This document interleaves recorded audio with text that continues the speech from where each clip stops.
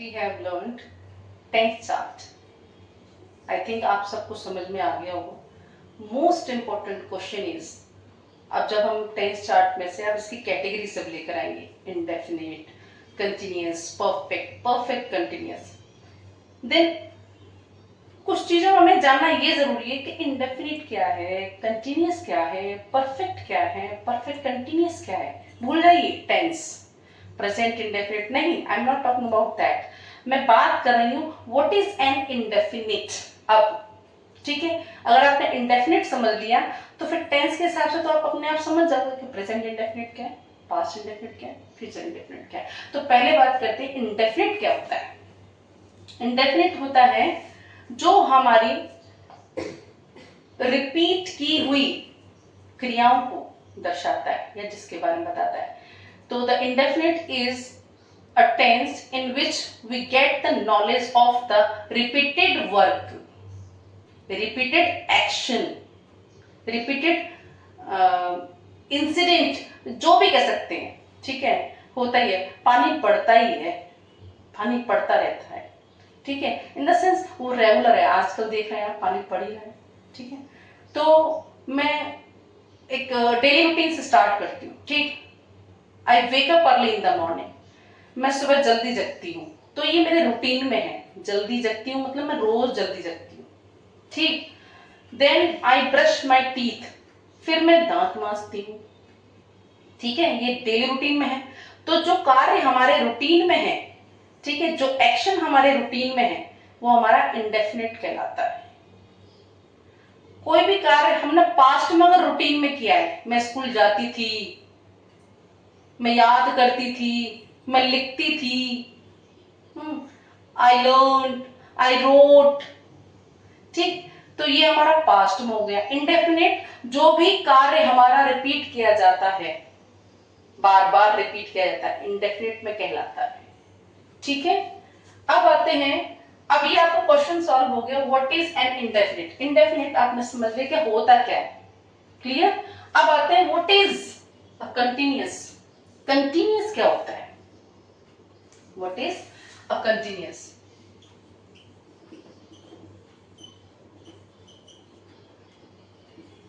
अब ये क्या होता है कंटिन्यूअस। कंटिन्यूअस गति को दर्शाता है, हमारे प्रोग्रेस को। कोई कार्य हमने शुरू जो किया है तो उसके जारी रहने को, ठीक है, कंटिन्यूअस कहा जाता है। मतलब वो कंप्लीट नहीं हुआ है, वो अभी जारी है वर्क। ठीक है, लगातार हो रहा है या हो रहा था या हो रहा होगा, क्लियर। तो उसमें गति बताई जाती है, उसके कार्य की जारी रहने की बताई जाती है, तरीका बताया जाता है कि कार्य हमारा भी जारी है, ठीक है, खत्म नहीं हुआ है। नेक्स्ट आते हैं परफेक्ट। क्या, परफेक्ट। परफेक्ट क्या होता है, कोई भी कार्य, सपोज करो मुझे स्कूल से होमवर्क मिला और मुझे वो होमवर्क मैंने कंप्लीट कर लिया, तो मैं कैसे कहूंगी, आई हैव डन इट। मतलब मैंने उसका लास्ट पॉइंट तक या लास्ट पूर्ण विराम तक मैंने उस वर्क को कर लिया। अब उसमें कुछ भी ऐड करने के लिए नहीं है, परफेक्टली मैंने उसको फिनिश कर लिया। लर्न करने के लिए दिया कोई चैप्टर, तो हम कैसे कहते हैं, yes I have learn it.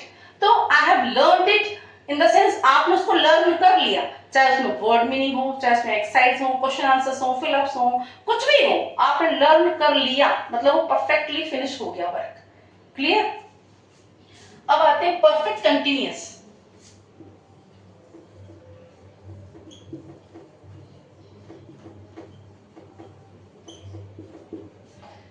Perfect continuous क्या होता है, परफेक्ट कंटिन्यूअस में हमें समय का बोध हो जाता है कि कौन सा काम कब शुरू हुआ और अभी तक जारी है, प्रोग्रेस कंटिन्यूअस उसमें लगाया हुआ है। कब से शुरू हुआ या कितने बजे से शुरू हुआ और अभी तक वो जारी है, खत्म नहीं हुआ है, क्लियर। कंटिन्यूअस से आपको अपने आप अंदाजा लगना चाहिए, ठीक है। तो परफेक्ट कंटिन्यूअस, कार्य हमने शुरू तो कर लिया है, इतने बजे से कर लिया, इतने दिनों से कर लिया, इतने सालों से कर लिया, इतने महीनों से कर लिया, ठीक है, लेकिन अभी तक वो जारी है, क्लियर।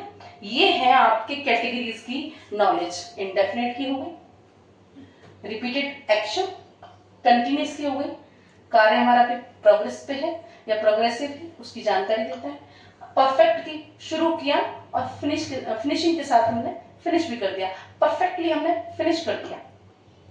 परफेक्ट कंटिन्यूअस, जिसमें हमें समय का पता चलता है कि कितने बजे से या कब से हमने किसी भी कार्य को शुरू किया और अभी भी जाएंगे। क्लियर?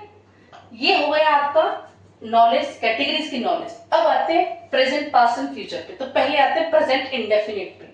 किस पे? प्रेजेंट इंडेफिनिट पे।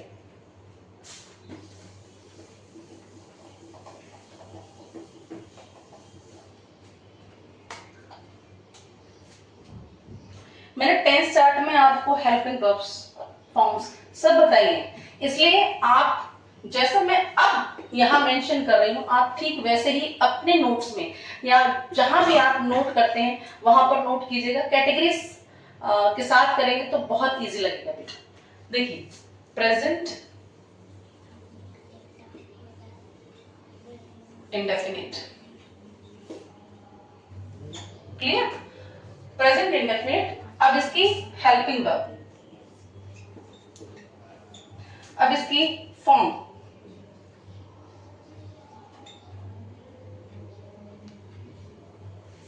ठीक। हेल्पिंग वर्ब है इसकी डू या डस, जैसे मैंने आपको लिखवा दिया, टेंस चार्ट में लिखवा दिया है। फॉर्म है इसकी फर्स्ट, ठीक। अब इसमें से एस या ईएस ये भी ले लेते हैं, ठीक। अब देखिए, singular number and plural number, इसके साथ कौन सी फॉर्म किसके साथ आती है ये मेंशन करने के लिए हर एक उसके साथ आपको ये तो रखना ही है, ये नॉलेज आपको रहनी चाहिए कि ये सिंगुलर नंबर है और ये प्लूरल नंबर है, ठीक है।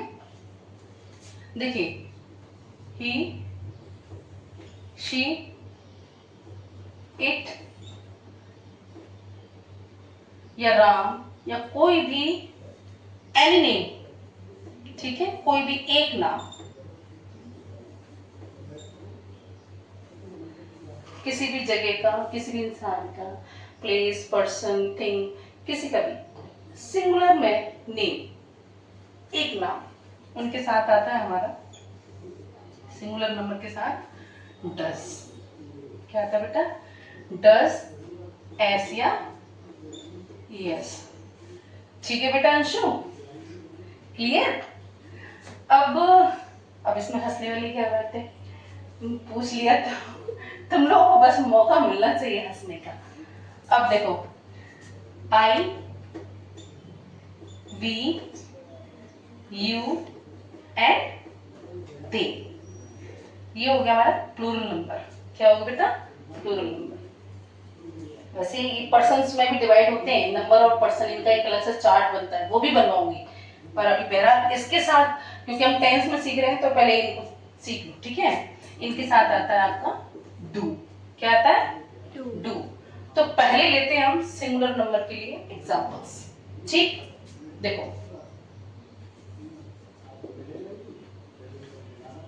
एक और बात समझा दूं, कोई भी आपका एक्शन वर्ड होता है उसमें अगर आपका प्रेजेंट इंडेफिनिट में सिंगुलर नंबर के साथ आपको एक्शन वर्ड चेंज करना है तो उसमें आपका एस या ईएस आएगा। जैसे राइट है यहाँ पर,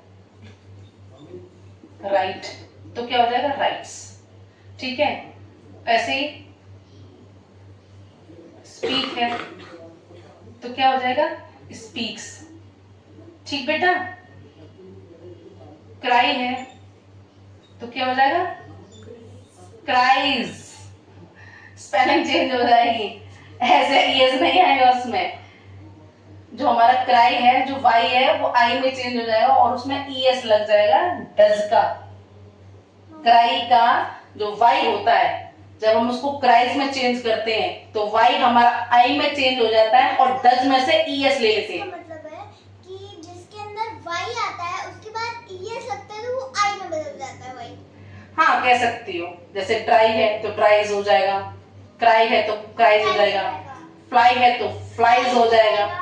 वेरी गुड, शाबाश बच्चे, ठीक है। तो इस तरीके से सिंगुलर में आपको जब ही, शी, इट या राम, कोई भी नाम के साथ आपके मेन वर्ब जब आएगा तो उसमें हम डज में से एस या ईएस ले लेते हैं। जैसे रमेश अ लेटर। मेरी अब कर देती हूँ, है ना, ये आपको समझा दिया मैंने, मुझे स्पेस चाहिए थोड़ा सा।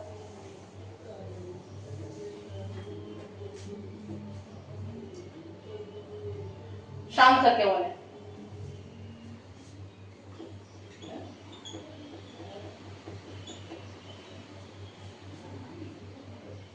ठीक है, एनीवे अब देखिए, रमेश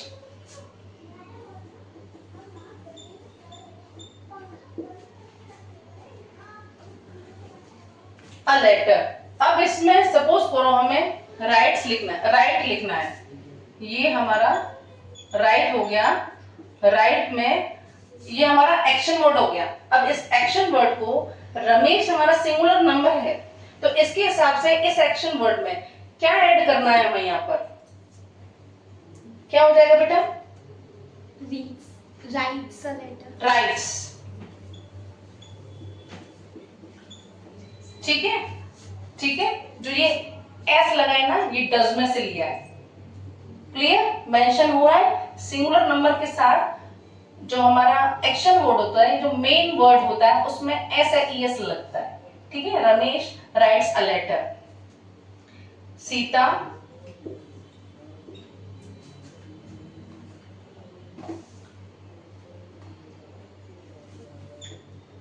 द फूड। क्या हो जाएगा? ईट्स, कुक्स। ईट्स भी हो गया, टेक्स भी हो सकता है। ठीक है, क्लियर? मेक्स भी हो सकता है।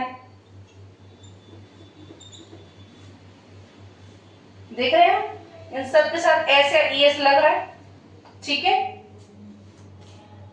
टेक की स्पेलिंग यही होती है, मेक की यही होती है, एस लग गया। ईट की होती है, एस लग गया। कुक की होती है, एस लग गया। ठीक है, he runs, she runs. Clear? Singular number के साथ डस आता है और प्लूरल नंबर के साथ डू आता है। ठीक है, ये आपके माइंड में रहना चाहिए, इतना फर्क करना आपको आना चाहिए, ये चीज आप प्रैक्टिस करेंगे। ठीक है, अब आते हैं डू की प्रैक्टिस के लिए। Helping verb do, helping verb do. जैसे मैंने पहले यहाँ पर मेंशन करके रखा हुआ, आई वी यू दे के साथ डू आता है, लेकिन डू हमारा मेन वर्ब के साथ या एक्शन वर्ड के साथ हाइड रहता है। डू का मेन वर्ब में, एक्शन वर्ड में कोई अस्तित्व नहीं रहता है, ये अंडरस्टूड होता है।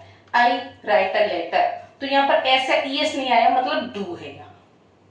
ठीक है, डू भी आता है सेंटेंस में, ऐसी बात नहीं है डू नहीं आता है, लेकिन डू एक कंडीशनल उसमें आता है, उसकी एक कंडीशन होती है। जैसे सपोज करो, आई ईट फूड, आई ईट फूड। अब आप इसमें कहेंगे कि इसमें तो कहीं डू आ नहीं रहा है, तो डू मैं आपको सिंपल भाषा में समझाऊं तो डू नेगेटिव में आएगा, डू इंटेरोगेटिव सेंटेंस में आएगा, इंटेरोगेटिव नेगेटिव सेंटेंस में आएगा, लेकिन पॉजिटिव सेंटेंस में डू हाइड रहता है। लेकिन डू फिर भी आता है पॉजिटिव में, वो कैसे आता है, उसकी कंडीशन होती है। जैसे मैंने कह दिया, अंशु आप खाना नहीं खाती हो, अंशु कैसे कहेगी, आई ईट फूड मैम, आई ईट फूड। मैं कहूं नहीं बेटा आप खाना तो नहीं खाती, you don't eat food. Yes, ma'am, I do eat food. I do eat food. Then here, Anshu is emphasizing, उस पे जोर दे रही है कि नहीं मैं ये काम करती हूँ, मैं खाना खाती हूँ। So to emphasize on the action, ठीक है, किसी भी चीज के ऊपर फोर्स करने के लिए, बात के ऊपर फोर्स करने के लिए हमें वहां पर हेल्पिंग वर्ब डू लेनी होती है। I do go to market, I do write the letter, I do eat food, करती तो हूं, जाता तो हूं, खाता तो हूं। ठीक है, तो एक अलग लेवल पे चला गया। बहरहाल हमारा जो फोकस होना चाहिए वो इसमें होना चाहिए कि पॉजिटिव सेंटेंस में डू नहीं आता है। ठीक है, इस कंडीशन को याद रखो, वो कंडीशन अलग चली। ठीक, अब इसमें सपोज करो ये वी आ गया, we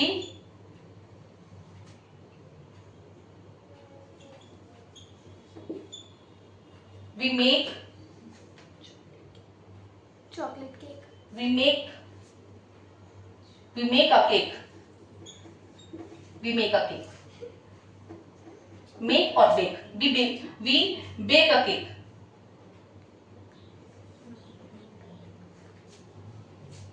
Is it the right spelling? Right. Confusion is होती नहीं है. आप जो बात कर रहे हैं that is called bake. Okay. And I'm talking here about the bake. एक साउंड आता है एक, तो ए बीच में आएगा और कॉन्सोनेंट के बाद तुरंत वॉवेल आ जाएगा ई. एक. ठीक है, ये बात ही बात है, अभी डिस्कस करने का टाइम नहीं है. ठीक है, वी बेक अ केक. अगर मैंने यही चीज यहां सिंगुलर के साथ की तो कैसे करेंगे?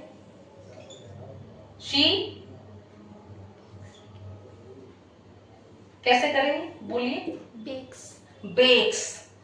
Good, very good. बेक्स. ठीक, क्लियर? इसका मतलब क्लियर हो रहा है. तो कोई कंफ्यूजन है इसमें? नो. Very good. ये हुआ आपका इंडेफिनिट, प्रेजेंट इंडेफिनिट. क्लियर? चलिए, इसमें अगर कोई भी आपको क्वेरी हो तो please give me a note in the message box. Like, share and subscribe. Thank you.